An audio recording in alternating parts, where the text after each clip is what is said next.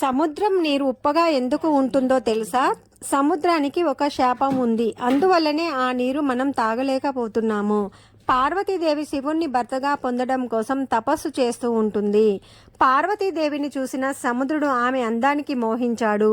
పార్వతీదేవి తపస్సును పూర్తి చేసిన తర్వాత సముద్రుడు ఆమె దగ్గరకు వచ్చి నన్ను వివాహం చేసుకుంటావా అని అడుగుతాడు. అందుకు పార్వతీదేవి నేను శివుణ్ణి ప్రేమిస్తున్నాను, అతన్నే వివాహం చేసుకుంటాను అని చెప్తుంది.